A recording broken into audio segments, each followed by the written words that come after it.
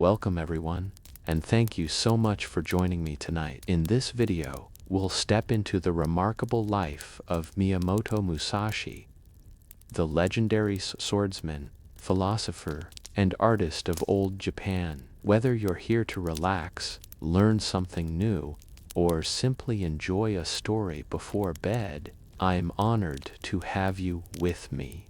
So, find a comfortable spot, let your mind drift back in time, and allow yourself to be immersed in Musashi's journey. Thank you for listening, and let's begin our adventure together. The world into which I am born is one of conflict, a land torn by warlords vying for supremacy, a time when a man's worth is measured by the blade he wields. My name is Shinmen Takezo, though history will one day know me as Miyamoto Musashi. My first memories are of wind-whipped fields, the sound of cicadas in the grass, and the scent of steel.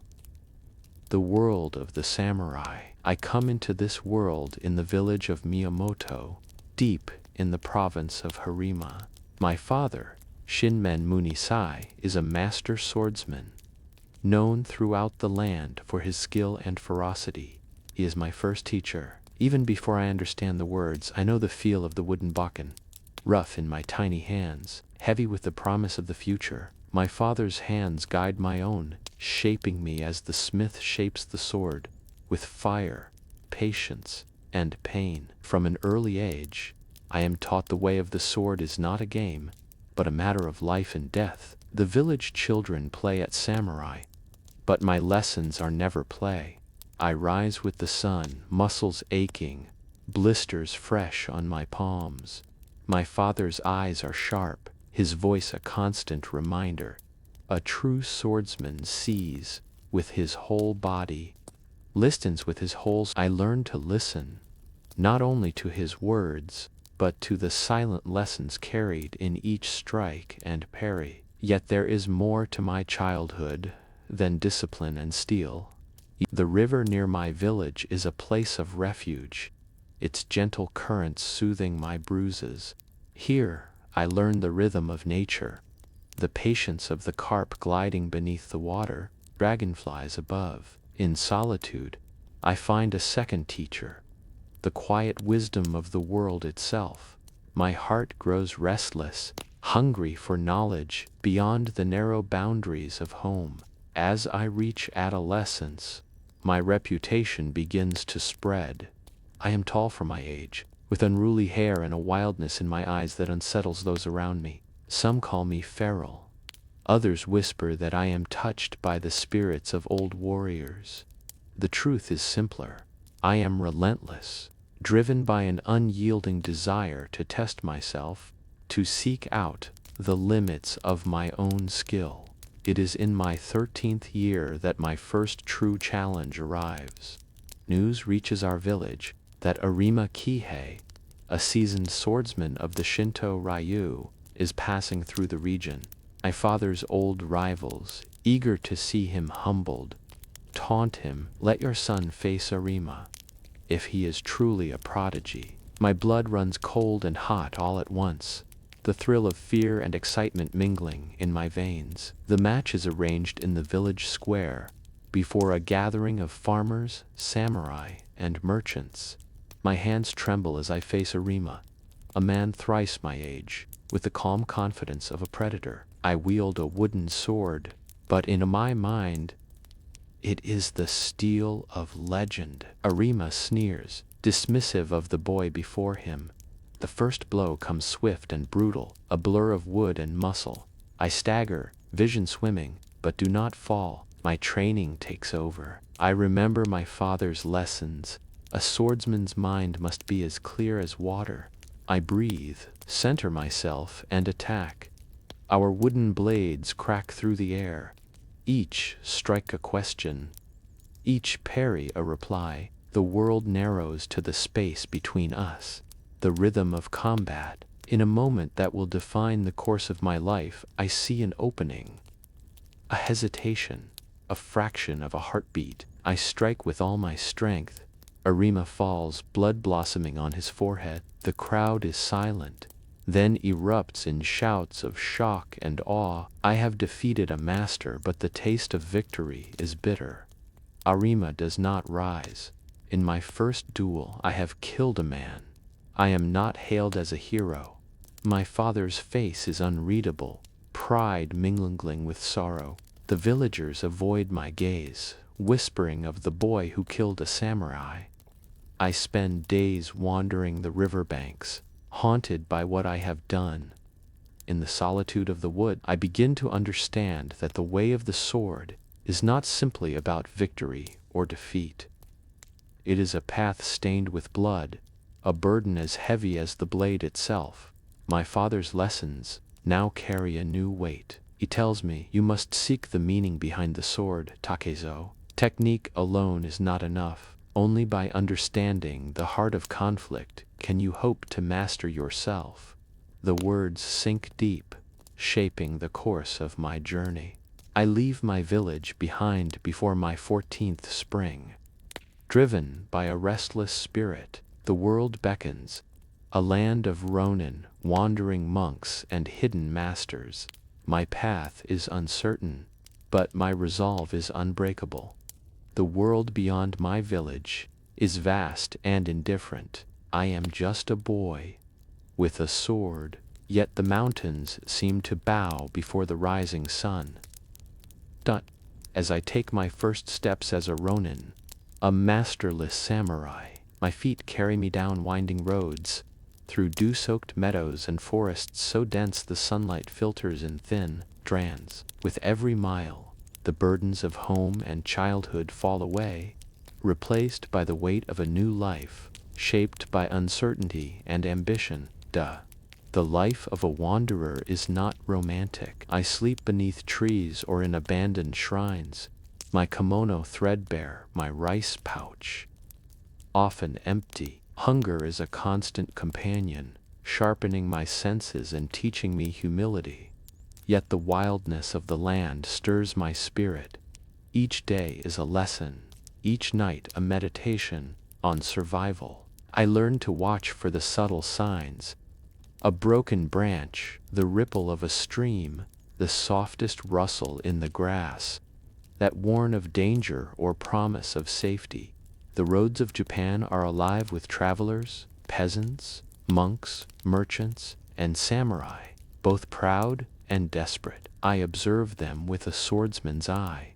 The rigid code of the samurai is a mask for many, hiding fear, anger, or regret. I meet men haunted by lost battles and others driven by ambition, each one chasing his own vision of honor. Some are curious about the ragged youth, with a fierce gaze and a battered bokken. Most avoid my path, sensing something untamed beneath my calm exterior. In a village nestled at the foot of misty hills, I encounter my first teacher outside my father's shadow, a wandering monk named Takuan.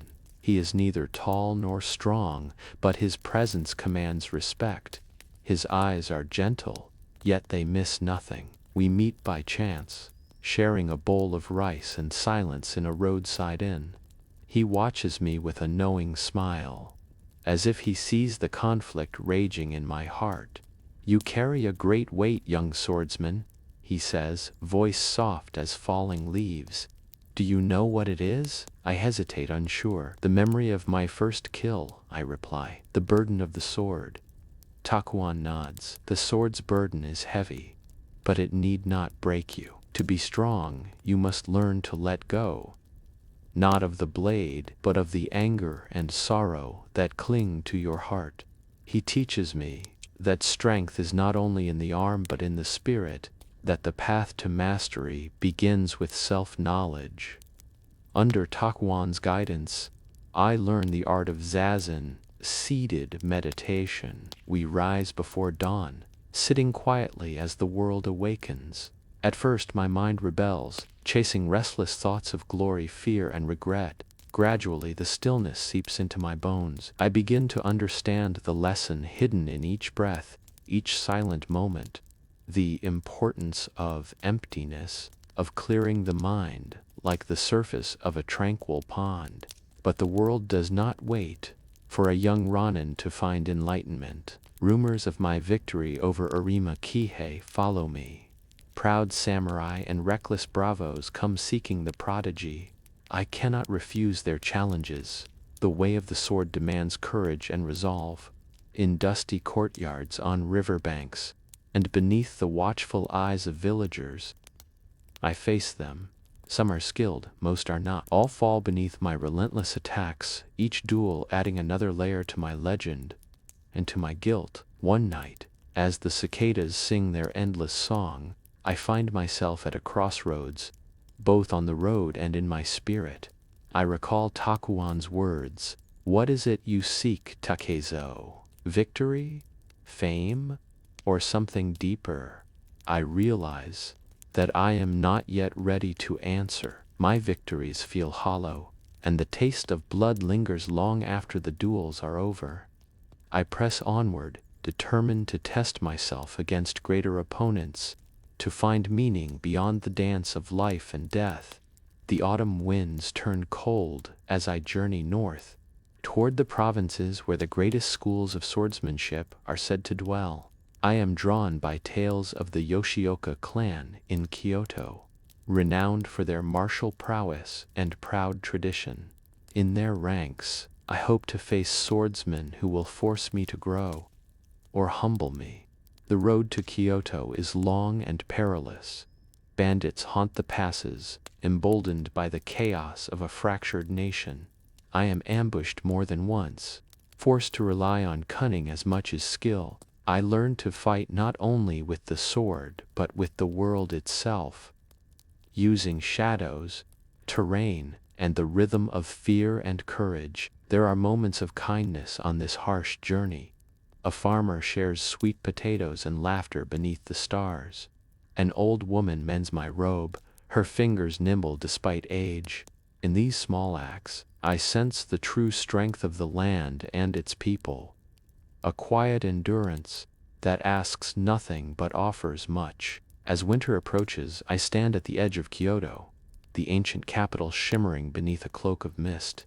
The city pulses with life, merchants shouting their wares, monks chanting at temple gates, samurai striding through crowded streets. Kyoto, the old capital of Japan, unfolds before me like a painting. Streets winding through a sea of tiled roofs, ancient temples rising among blooming cherry trees, and 1,000 lives pulsing in every alley. The air is thick with incense and anticipation. I stand at the city's edge, every sense sharpened. Here, in this place of learning and tradition, legends are forged, and swords are tested against the sharpest minds in the land. I find shelter in a humble inn near the eastern gate. The city is alive at all hours. Merchants hawk silks and lacquerware. Children play games in the shadow of shrines, and ronin like myself roam seeking work or duels. Rumors drift through the crowd of the Yoshioka school, of deadly tournaments, of a wandering youth whose skill with the baken has already unsettled the city's old guard. The Yoshioka clan is the pride of Kyoto, their dojo the largest and most respected in all the land. Their legacy is built on centuries of discipline and victory, their students renowned for both form and ferocity. It is said their leader, Yoshioka Seijuro, has never been defeated in open combat. For days I watch the students train, their movements precise and elegant. I study their footwork, the angle of their cuts, the measured calm of their leader. It does not take long for word of my presence to reach their ears. One afternoon, as I practice in a quiet courtyard, 3 Yoshioka students confront me. They are polite but proud, as befits men of their station. The eldest bows, his expression measured. "We have heard of your exploits, Miyamoto Musashi. Our sensei invites you to test your skill. Should you have the courage?" I accept, my voice steady though my heart beats like a drum. The next morning, I walk to the Yoshioka dojo as the city stirs to life. The dojo is a marvel, its wooden beams polished by generations of hands, the tatami mats worn by countless duels. Yoshioka Seijuro waits for me in the center, radiating calm authority. The challenge is simple. I am to face 3 of his finest students in succession. If I prevail, I may face Seijuro himself. The students circle me, their movements a study in unity. I feel the weight of tradition pressing down, but I remind myself of my purpose. Not glory, not vengeance, but to test the limits of my spirit and skill. The first comes at me with speed. Aiming for an early victory, I parry, feeling the vibration of wood on wood. My world narrows, the rush of blood in my ears, the scent of oiled bamboo, the taste of my own breath. I move with instinct and discipline, striking, feinting, always watching for the moment when will and skill meet. The first student falls, stunned but unharmed. The second and third come together, pressing me from both sides. The duel is a dance, savage and beautiful. I draw on all I have learned, my father's teachings, Takuan's wisdom, the countless hours of solitude. I allow myself no fear, only clarity. In moments that feel both eternal and fleeting, I dispatch them as well. The dojo is silent. Seijuro rises, his eyes locked on mine. He draws his wooden sword, the room holding its breath. We bow, then close the distance. His movements are flawless, honed by decades of practice. My own style is unorthodox, wild, a fusion of technique and raw instinct. We trade blows, neither giving ground, our wooden blades clashing in a storm of strikes. I see the opening, subtle, a shift in his stance, and seize it. My strike lands. Seijuro falters. The silence breaks. The Yoshioka students are stunned. Their master has been bested by a youth from the provinces. Yet Seijuro's gaze is clear, not shamed but thoughtful. He bows deeply. You have a rare spirit, Musashi. You wield the sword as if it is a part of you, not just a weapon, but an extension of your will. I bow in turn, humbled by his words. I know this victory is not the end, but a new beginning. Word spreads through Kyoto. Challengers appear, seeking to test themselves against me. Some fights are fair, others desperate. Each duel teaches me something new. Not only about swordsmanship, but about fear, pride, and the fragile boundary between life and death. In the days that follow, I walk the city's gardens and temples, reflecting on my journey. I seek out monks and poets, learning from their philosophies. I realize that the sword is not only a tool of violence but of discipline, a path to self-mastery. The more I fight, the more I yearn for answers that lie beyond the blade. Before I leave Kyoto, I return to the Yoshioka dojo. Seijuro greets me, his respect clear. Remember, Musashi, true victory is not over others, but over oneself. His words stay with me as I shoulder my meager belongings and step back onto the road. The capital fades behind me, but the lessons of Kyoto linger. I am no longer merely a Ronin, seeking to prove myself, but a student of the way, committed to a lifelong search for truth, both within and without.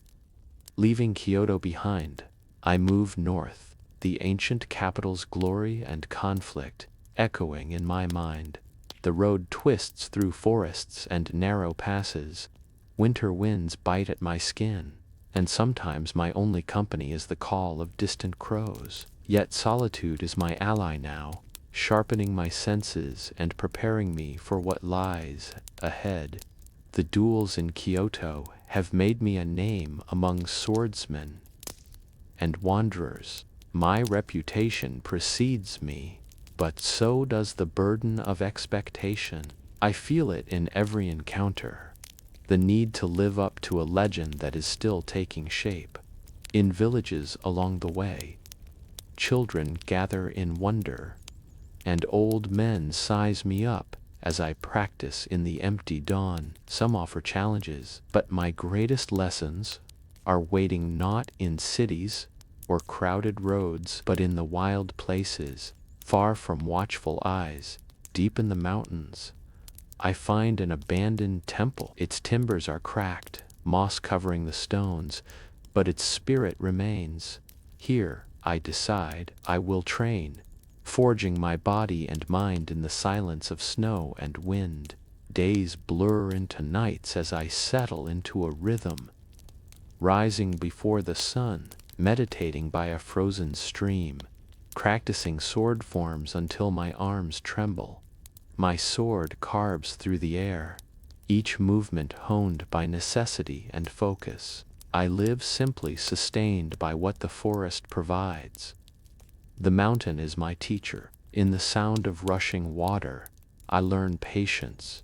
In the resilience of pine trees bowing beneath snow, I find strength. The rhythm of nature shapes my training, breath and movement flowing together, each cut of the sword in harmony with the world around me. Sometimes travelers pass through, monks, hunters, or lost villagers. I speak little but listen much, absorbing their stories. One night, a wandering Yamabushi, mountain priest, shares my fire. His eyes gleam with the wisdom of one who has walked many roads. He tells me of the unity of body and spirit, the need to balance the violence of the sword with the calm of the heart. You seek to master the blade, Musashi, but do you seek to master yourself? He asks. His question lingers in my thoughts. I realize I am chasing more than perfection. In combat, I am seeking the discipline to control not just my body, but my anger, my pride, and my fear. The true enemy is not always the man in front of me, but the shadows that follow me. Doubt, regret, the haunting memories of those I've defeated. The seasons change. Spring returns, melting the snow and filling the air with birdsong. My technique evolves. I experiment with two swords, katana in my right hand, wakizashi in my left, searching for a style that feels natural and unrestrained. I carve wooden swords from fallen branches, testing the balance and weight, striving for harmony in every strike. Through trial and error, I begin to shape my own path. Nighten Ichi Ryu, the school of two heavens as one. The new style is wild, unpredictable. It demands total awareness, constant adaptation. My mind must be as quick as my blade. I feel the rush of discovery, the thrill of inventing something truly my own. Yet isolation cannot last forever. I feel the pull of the world beyond the mountains. The great martial schools beckon, and the time to test myself anew draws near. Before I depart, I offer silent thanks to the mountain, the wind, the trees, and all the spirits that have shaped me. With my new swords and my heart steadied by solitude, I descend from the mountains, stronger than I have ever been. My path is clear. I will challenge the great schools, not for pride, but for understanding.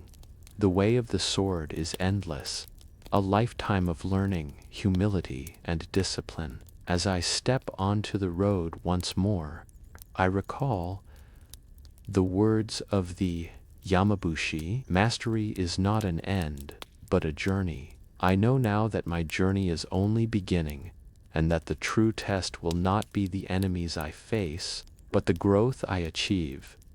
Alone, in silence, and in the clash of swords, the road leads me south and out of the mountains, and into a land brimming with the pride of old schools. Word has spread of a young swordsman, wild, inventive, undefeated, who fights not for glory, but for the pure pursuit of mastery. The name Miyamoto Musashi is whispered with awe, anger, and sometimes fear. Masters and students alike grow restless. Some are eager to test themselves, others to humble a brash upstart. It is a time when sword schools, Ryu, are the lifeblood of Japan's warrior class.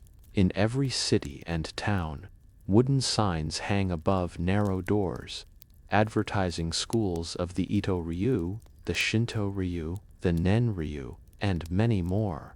Each claims a secret, a philosophy, a lineage traced back through centuries. To challenge a school is to challenge its very soul. I arrive at the gates of a modest dojo, the first of many. The teacher, a middle-aged man with calm eyes and calloused hands, greets me without arrogance. I bow low, offering formal challenge. There is no anger between us, only a mutual recognition, two men on the way of the sword. Students gather, watching in silence as we face one another in the polished practice yard. Wooden swords in hand, we bow, and the duel begins. He is quick, disciplined, methodical, his cuts as precise as clockwork. I meet him with my new style, both hands armed, my movements fluid and unpredictable. The clash of wood on wood rings out in the cool morning air. I move from attack to defense without hesitation, my left hand working the short sword, my right the long. After a flurry of exchanges, I see the moment. His breath catches, his weight shifts. My blade finds its mark. He falls back, smiling through his defeat. Your technique is unorthodox, Musashi. The old ways will have to adapt or die. His students bow to me, respect shining in their eyes. I thank him and take my leave, the duel echoing in my memory. Each school is a new trial, each master a new lesson. As I travel, the challenges grow fiercer. At a grand dojo in the castle town of Himeji, I face the best students of the Shinto Ryu, renowned for their discipline and their attacks come in waves, a harmony of blades and shouts. I respond with creative chaos, stepping inside their forms, breaking their rhythm, forcing them to react rather than recite. When I win, the headmaster approaches, his expression unreadable. He offers me a place in his school, a life of comfort and honor. I refuse with gratitude. My path is not to belong but to wander. Not all duels are honorable. Some schools resent my presence. One rainy afternoon, I am ambushed in an alley by masked men wielding sharpened sticks. I fight for survival, every sense alive, turning mud and shadows to my advantage. When I stand victorious, my hands are bloodied, my kimono torn. I understand now, with each victory, I make as many enemies as I do admirers. Fame is a double-edged sword, yet I do not let fear or anger poison my journey. In every school I learn, sometimes in defeat, sometimes in triumph. I study not just their swordsmanship, but their spirit, how they teach, how they train, how they honor their elders and their gods. I listen to their philosophies, adapting what resonates and discarding what does not. My own style, Niten Ichi Ryu, grows stronger and more subtle, forged in the crucible of conflict. As spring melts into summer, a message arrives, a formal invitation from the Yoshioka school in Kyoto. The greatest and proudest of them all, their master, humiliated once by my blade, now seeks a rematch, a chance to reclaim his school's honor. I accept without hesitation, knowing that this duel will be different from all before. It is not just a test of technique, but a confrontation with history, pride, and the meaning of legacy itself. On the eve of my departure, I sit beneath an ancient pine, my swords laid across my knees. I meditate on all I have learned, the simplicity of the mountain, the elegance of the old schools, the fierce hunger in my own heart. The way of the sword is endless. In every clash of steel, I draw closer not only to mastery, but to understanding who I am. When I rise at dawn, the air is clear and full of promise. My journey toward Kyoto and destiny continues, each step echoing with the spirit of all those who have come before me, and all those who will follow. Kyoto shimmers beneath the summer sun, its ancient streets echoing with the footsteps of warriors and the whispers of fate. My return is not the quiet arrival of a wandering ronin, but an event that draws eyes and rumors from every corner of the city. The Yoshioka school has issued their challenge, one that all of Kyoto awaits with bated breath. Word spreads, Miyamoto Musashi, the young wild swordsman, will duel the heirs of Yoshioka. For the proud clan, this is a matter of legacy and revenge. For me, it is another lesson on the unending road to mastery. Yet I feel the tension in the air, heavier than ever before. Even the wind seems to carry the memory of our first confrontation, the morning of the duel. I walk alone to the appointed field outside the city walls. Dew glistens on the grass, and distant mountains stand silent witness. I arrive early, letting the stillness calm my mind. I kneel beneath a tree and meditate, breathing in the promise of the day. I think not of victory or defeat, but of clarity, the moment when blade and spirit become one. The Yoshioka arrive in force. Dozens of students, each carrying the pride of their school, march behind Seijuro's younger brother, Denshichiro. He is a fierce, talented fighter, burning with the need to reclaim his family's honor. The air crackles with their banners flutter, and the crowd that has gathered falls into a hush as we bow, swords in hand. The duel begins with a rush. Denshichiro's style is bold and disciplined, every move drilled by years of tradition. He attacks with relentless force, driving me back with powerful, controlled strikes. I meet him with the freedom of my own style, circling, adapting, searching for the rhythm beneath the noise. Each exchange is a lesson in itself. His blade meets mine again and again, the shock reverberating up my arm. I sense his frustration as he fails to break my defense, his anger growing with every missed opportunity. I remember the lessons of the mountain, to remain still inside, to let the world's chaos flow around me. After a dozen furious exchanges, I see the moment. Denshichiro overcommits, an old flaw magnified by pride and pressure. My counter is swift and decisive. The wooden sword connects with his temple. He drops, stunned. Gasps ripple through the crowd. But it is not over. The Yoshioka's pride demands more than a single duel. The next day, I am summoned again, this time to face their new head, Matashichiro, a boy no older than I was in my first duel, but surrounded by armed retainers and desperate honor. I sense danger, not just in the duel but in the mood of the school. Their defeat is a wound they will not let heal. I arrive at the designated spot at dawn. There is no honor here. Hidden men surround me, blades drawn, prepared to end the legend of Musashi by any means. I have expected treachery. Alone against dozens, I fight not only for my life, but for the very spirit of the way. Every lesson, every cut, every meditation beneath the mountain pines now guides my hands. I fight with ferocity and clarity, my mind empty but for the rhythm of the battle. One by one, the attackers fall back, shamed, injured, defeated. The sun rises on a field littered with broken weapons and broken pride. I stand, battered, but unbeaten. The legend of the Yoshioka is finished. News spreads throughout Kyoto, and my name is now whispered not just with awe, but with fear. Some say I am more demon than man. Others see me as a living symbol of the spirit that refuses to bow to tradition or the odds. I do not linger to savor victory. Instead, I bow to my fallen enemies, honoring the path that brought us all here. That night, I find shelter on the outskirts of the city. My heart heavy but resolute. I know now that the way of the sword is both beautiful and cruel. A path where the true test is not how many you defeat, but what you become along the way. I have survived the greatest challenge yet, but the journey is far from over.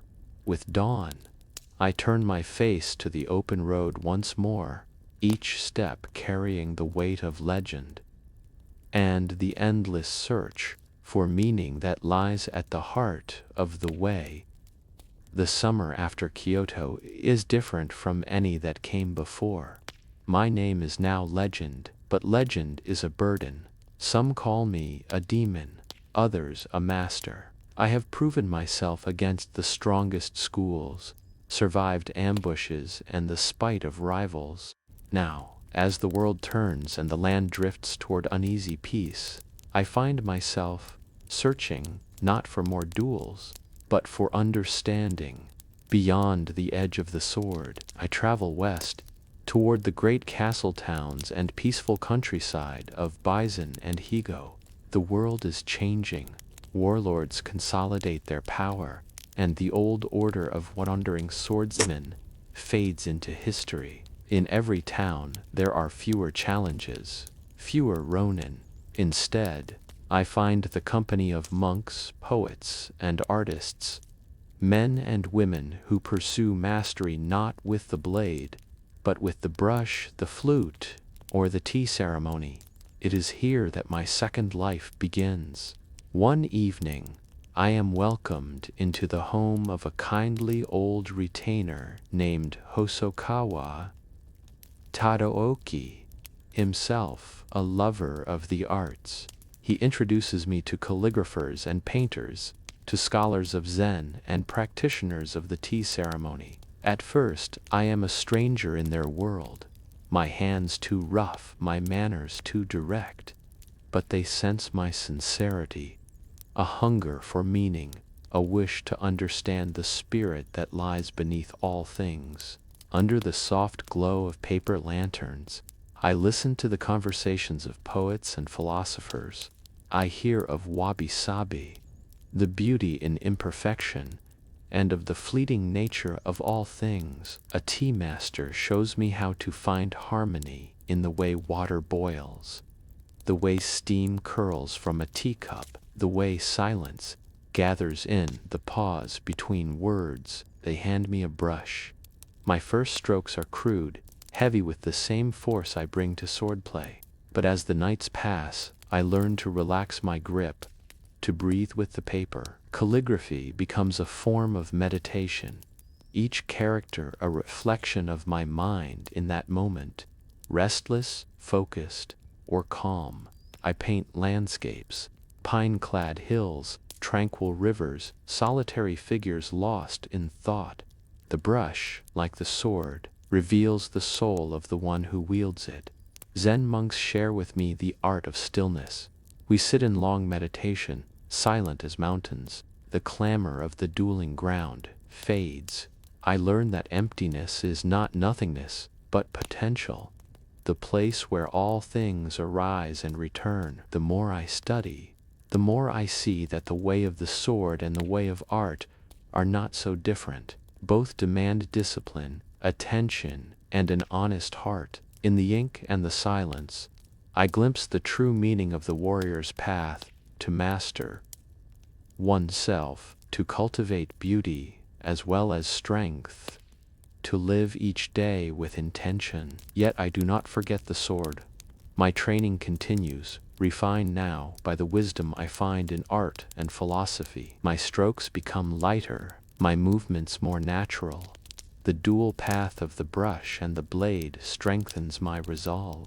I understand now that to be invincible is not to defeat all others, but to defeat the turmoil within, to move without fear or anger, to create as much as destroy. As autumn arrives, I am invited to teach. Young samurai come to me, eager to learn not just how to win but how to live. I speak of balance, of the sword and the brush, of humility and presence. Some listen, some are restless, but I know the seeds I plant will grow in time. One evening, beneath a maple tree blazing red against the sky, I finish a painting. An empty road winding through mountains, I sign it with my new name, Musashi, and realize that the journey is far from over. The world awaits, filled with new lessons, new challenges, and the eternal mystery that lies at the heart of all things. As autumn deepens and the maples shed their fiery leaves, I feel a quiet strength settling within me. I have traveled far from the frightened boy who left Miyamoto village, far from the restless youth who sought victory in every duel. The years have turned me into something else, a figure both revered and feared, spoken of in hushed tones from the mountains of Oshu to the castle towns of Kyushu. My name, Musashi, is now a legend. But I know legends are a shadow. The true journey continues beneath the sun. I travel the length and breadth of Japan, my swords always at my side, my eyes always searching. The land is restless, peace comes and goes. Bandits prowl the highways, and the old samurai ways dissolve in the fires of ambition. Yet wherever I go, I am challenged. Warriors, desperate for fame or eager to test their mettle, seek me out in courtyards, on lonely bridges, or in the hush of bamboo forests. I do not refuse. Each challenge is a lesson, a mirror held up to my own growth. Some are over in seconds, a flash of steel, a single strike, a gasp from the watching crowd. Others stretch for long, breathless minutes, my opponent's skill demanding all I have learned. I win each duel not out of pride, but because I have learned the secret that so many overlook. To be invincible under the sun is not to be unyielding, but to be adaptable. I move like water, flowing around each style, each strategy. I sense intentions before blades are drawn. I win without hatred, and I spare those who yield with honor. Not all opponents are honorable. I am ambushed, threatened, betrayed. I survive not just with skill, but with patience, humility, and a mind trained in both sword and brush. I remember the lessons of the mountain, calm in chaos, clarity in confusion. In the great castle town of Kokura, I face a swordsman famed for his speed, a man who boasts he will finish me before I can draw. The crowd gathers at dawn, the river glinting behind us. I sense the tension, the eagerness for spectacle. We bow, the world shrinking to the space between us. He moves like a thunderclap, but I am already gone, stepping aside, letting his momentum become his downfall. My wooden sword taps his shoulder.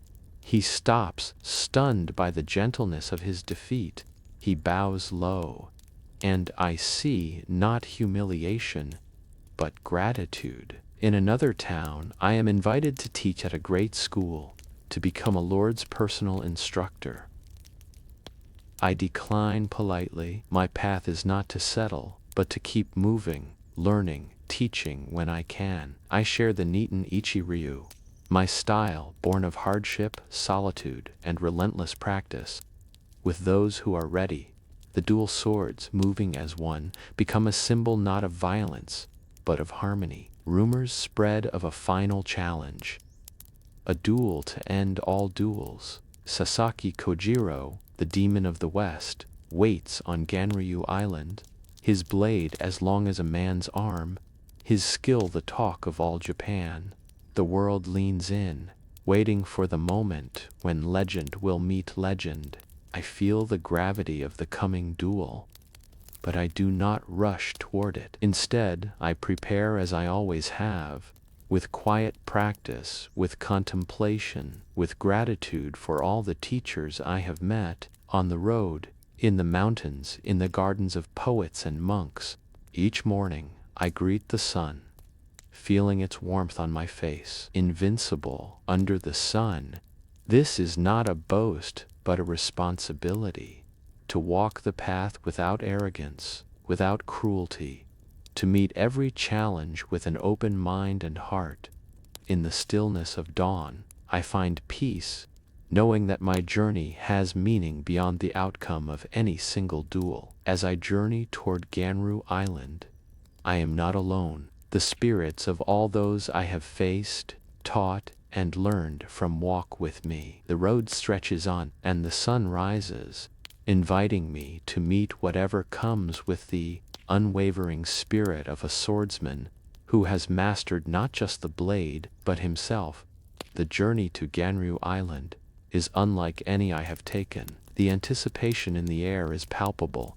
The eyes of the world seem to follow my every step. The duel that awaits is more than a contest of skill. It is the meeting of two legends, a test of everything I have learned along the path of the sword. The island itself is little more than a long sandbar in the quiet inland sea. The water laps softly at the shore, boats bobbing in the gray morning light. Word of the duel has traveled far. Samurai, fishermen, and merchants gather on the banks to watch history unfold. Even nature seems to hold its breath. The wind still, the sea silent. I arrive by boat, my only companion, the ferryman who rows in solemn silence. In my hands I carry not my usual swords, but a wooden bakken, freshly carved from an oar. I sense the surprise of the onlookers as I step onto the sand. Weaponless by appearance, my eyes calm and unreadable. I do not rush. Each step is measured, a meditation in motion. At the far end of the island stands Sasaki Kojiro, the demon of the West. He is tall, elegant, with a long, thin blade, the monohoshizao, or drying pole, gleaming in the morning sun. His posture is regal, his confidence absolute. He has never been defeated, his style swift and merciless. We lock eyes, a silent acknowledgement of the moment's gravity. The crowd hushes as we approach the center of the beach. We bow deeply, warriors honoring warriors, then take our stances. The world narrows to the space between us, the soft crunch of sand beneath our feet, the cry of a single gull overhead. Kojiro strikes first, his blade flashing like lightning, his movements so fast they seem to blur. For a heartbeat, time slows. I see the opening, small, but there. I step aside, letting his attack pass harmlessly. My counter is fluid, unhurried, the wooden sword arcing through the air with the precision of years of training. Our blades meet again and again, each clash ringing out across the island. The world fades away. The spectators, the sea, even the passage of time itself. There is only this duel, this test, this search for the truth at the heart of all conflict. At last, the moment arrives. Kojiro, confident, goes for his signature strike, the swallow cut, renowned for its speed and lethality. But I have seen beyond his technique. As he commits, I move, not with speed, but with perfect timing. My bokken crashes down, striking him on the head. He collapses to the sand. The duel ended in a single decisive blow. A hush falls over Ganryu Island. The demon of the West is defeated, his legend transformed in an instant. I bow deeply to my fallen opponent, honoring the spirit he brought to the duel. There is no triumph in my heart, only gratitude for the test, and sorrow for the end of a great warrior's journey. The crowd is slow to react. Some are stunned, some whisper of trickery or magic, but those who understand the way of the sword know the truth. Victory does not always go to the fastest or the strongest, but to the one who sees clearly, who remains calm in the storm, who has mastered not only the blade, but himself. I turn from the shore, the sea breeze cool on my face. The legend of Ganryu Island will echo through the ages, but for me, it is another step along the endless road. The journey continues. With each challenge, I draw closer to the heart of the way, the meaning that lies beyond victory and defeat. As the sun rises higher, I leave the island behind, the memory of the duel etched forever in my mind. There is still more to learn, more to teach, and a life to be lived. invincible under the sun. The duel on Ganryu Island marks the summit of my legend, but it is not the end of my journey. I leave the site of battle with no celebration, no parade, only a quiet certainty that the way of the sword is more than duels, more than fame, more than the fears and ambitions of youth. My path now leads inward to reflection, teaching, and the search for a truth that transcends victory and defeat. I travel to the province of Higo, welcomed by Lord Hosokawa Tadatoshi, a man of culture and wisdom who understands the spirit behind the blade. He offers me peace and solitude at the foot of Mount Iwato, far from the noise of courts and the clamor of young challengers. For the first time in many years, I lay down my swords and take up the brush, not as a warrior seeking new skills, but as a man seeking to record all that I have learned. My days are simple. I rise before dawn, meditate as the light creeps over the mountains, then train in the quiet courtyard, refining my movements until they are effortless as breath. Disciples come to study, young samurai, aspiring artists, monks who want to understand the mind of a man who has walked both the path of the sword and the brush. I teach them all, not only how to strike, but how to see, how to listen, how to live. It is in this calm, near the end of my life, that I begin to write Go-Rin no Shu, the Book of 5 Rings. I write not for glory or for wealth, but as a guide for those who seek their own way, or in swordsman life. The 5 books, Earth, Water, Fire, Wind, and Void, describe my philosophy, how to stand firm, how to adapt, how to strike with both spirit and technique, and how to find emptiness at the heart of all things. In the Book of Earth, I write of the foundation, the importance of balance, of knowing one's own strengths and weaknesses, of seeing the world as it is, not as we wish it to be. In the Book of Water, I teach the principle of adaptability, to flow around obstacles, to change one's form without losing one's purpose. The Book of Fire is the heart of combat, the clash of wills, the timing, the courage to move without hesitation. The Book of Wind is a study of other schools, the value of learning from all who walk the path, different their ways. And finally, the Book of Void, the ultimate mystery, the emptiness that contains all possibilities, the place where mastery becomes art and art becomes life. Each stroke of the brush is an act of meditation. I remember every duel, every lesson, every quiet moment spent watching the world. The teachings of monks, the stories of poets, the laughter of children in mountain villages, all find their way into my writing. I urge my students, do not seek to imitate me. Walk your own path, study all things deeply, and never abandon the spirit of curiosity and humility. As my health wanes, I complete my book and offer it to my closest disciple. My body is frail, but my mind is clearer than ever.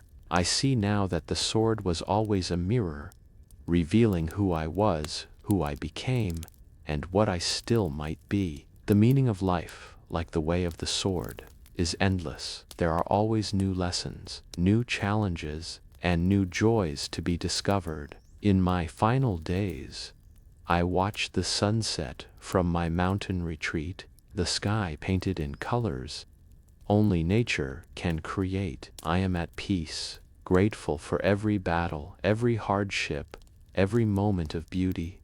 My name will become legend, but I hope that those who remember me will also remember the spirit behind the legend, the never-ending search for understanding, the fusion of strength and compassion, the wisdom to know that true mastery is found not in victory, but in the endless journey of self-discovery. The Book of 5 Rings is my gift to the world, a guide not just for warriors, but for anyone who seeks to live with purpose and harmony, to face adversity with calm, and to find the empty space from which all creation flows. As I set down my brush for the last time, I know the way continues, beyond words, beyond the sword, beyond even the boundaries of life and death. The endless road awaits, and I am ready.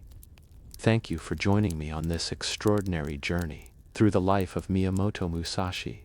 I hope these stories have brought you a sense of wonder, inspiration, and reflection. Whether you're a fan of history, philosophy, or the timeless spirit of the samurai, if you enjoyed this series, please remember to like, subscribe, and leave your thoughts in the comments below. Your support helps me continue sharing stories from the world's rich and fascinating past. From all of us here, thank you for listening, for dreaming, and for being part of this community. May you carry Musashi's wisdom, courage, and relentless curiosity with you on your own path, wherever it may lead. Good night, and until our next adventure, rest well,